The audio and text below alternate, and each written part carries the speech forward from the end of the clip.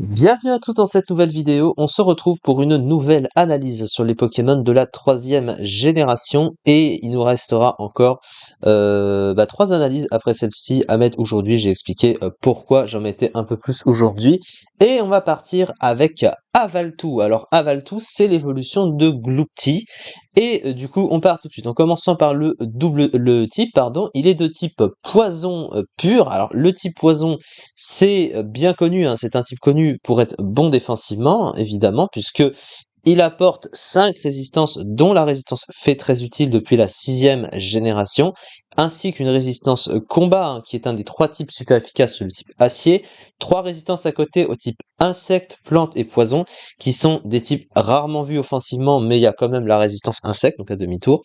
Et ensuite, il a 2 faiblesses, sol et psy, qui sont des faiblesses un peu gênantes, mais qui se compensent, et ça reste peu en faiblesse. Donc globalement, le type poison apporte plus de résistance que de faiblesse, donc c'est pour ça que défensivement, il a toujours une bonne synergie. Offensivement, en revanche, le type poison est un des plus mauvais types offensifs du jeu, résisté par énormément de Pokémon, et surtout le type acier y est immunisé. Donc le type poison, à moins qu'il soit comboté avec un autre type offensivement, eh ben, il sera rarement bon. Et en l'occurrence, lui est monotype, donc du coup, il n'a pas de double type, ce qui restreint beaucoup le Pokémon.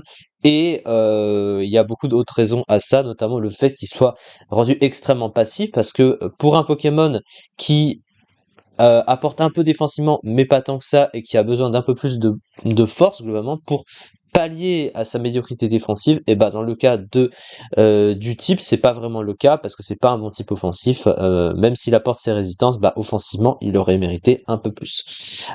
Au niveau des talents du Pokémon, il en possède 3, le premier étant Gloutonnerie, hein, Gloutonnerie en talent caché, d'ailleurs ils l'ont mis dans le désordre. Donc en gros, si le Pokémon tient une baie à manger en cas de PV bas, il la mange dès qu'il a perdu la moitié de ses points de vie. C'est pas vraiment vu, hein, parce que des sets de baies sont très rares.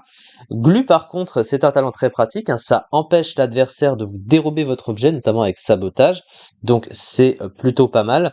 Et suintement par contre, c'est pas très utile, hein. En gros, toutes les attaques qui vont vous drainer votre énergie, eh bien, si quelqu'un tente de le faire, eh bien, il va se prendre des PV en même temps. Donc, vous retirez des PV à l'adversaire s'il tente de vous blesser avec ses capacités. Le problème, c'est que ce sont des capacités qui sont rares, déjà, il n'y en a pas énormément, et puis surtout, les rares qui vont concerner ce talent, par exemple, Giga Sensu, vous voyez, la plupart, elles sont quoi? Type insectes, plantes, combat, à part Morel, hein, globalement, mais ce sont tous des types qui sont résistés par le type poison. Donc ça veut dire que défensivement, eh ben, le type poison se suffit à lui-même pour tanker ses attaques, donc pas vraiment besoin d'avoir un talent en plus. Au niveau des stats, eh bien c'est compliqué parce qu'il possède un bulk satisfaisant sans plus, hein. 83 dans la défense de 100 PV, ça reste quand même correct, hein, donc c'est plutôt bon sur le bulk. Par contre, au niveau du reste, eh bien c'est très mauvais. 73 dans les offenses, c'est mauvais. 55 en vitesse, c'est extrêmement mauvais, même si il a de meilleures stats défensives, parce qu'on sait que pour un Pokémon défensif, c'est pas tant la vitesse qui compte, puisque bon, une petite vitesse se suffit à elle-même pour dépasser d'autres Pokémon défensifs, mais même sans ça, il y a quand même des Pokémon défensifs qui vont le dépasser. Donc ça reste pas non plus ouf. C'est pas ça qu'on regarde en premier, mais étant donné que lui, il aurait mérité une meilleure puissance offensive pour pallier à sa passivité sur le terrain, et bien voilà. Surtout que quand, encore une fois, comme il est juste type poison qui n'a pas de double type, sa pression sur les adversaires est donc pas suffisante. Au niveau du move pool de ce Pokémon, alors le paradoxe, c'est qu'il possède plus d'options offensives que d'options défensives. Un peu l'idée à la Smogogo, un Smogogo qui a le même type et qui a le même problème. Ça veut dire qu'il a plus de bulk, mais pas un move pool offensif, un move pool de soutien, pardon, très utile, hein. Il est très limité, exactement comme ce Pokémon d'ailleurs. Et à côté de ça, ses moves sont très forts, hein. Enfin, ses moves sont très forts. Il a plusieurs moves de coverage, on voit qu'il a les points élémentaires, il a laser glace, il a Cesta évidemment, il a ballon, il a plusieurs moves offensifs, donc c'est plutôt pas mal.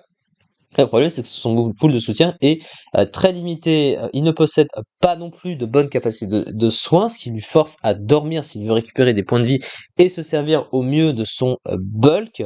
Et il n'a pas de bon move de boost, à l'exception de Malédiction, qui réduit sa vitesse, donc qui est vraiment très peu vu.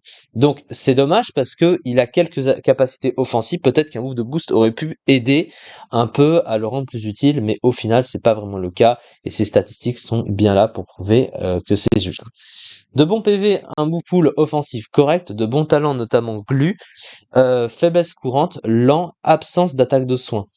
Et du coup, le Pokémon, il est évidemment très très bas dans les tiers. Il n'est pas revenu dans Pokémon épée et bouclier, mais voilà, encore une fois, il sera évidemment concurrencé par d'autres Pokémon de type poison, qui sont évidemment bien meilleurs que ça, et on en connaît évidemment. Et du coup, le Pokémon était classé 141e du classement en ZU ici, 0,06% du classement, c'est quand même incroyable, lol.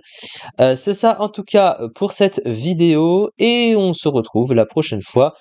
Toujours aujourd'hui, donc pour les 3 analyses qui nous restent à faire sur les Pokémon de la 3e génération pour ce mercredi 18 mai 2022. Merci beaucoup de m'avoir suivi et à très vite pour la suite.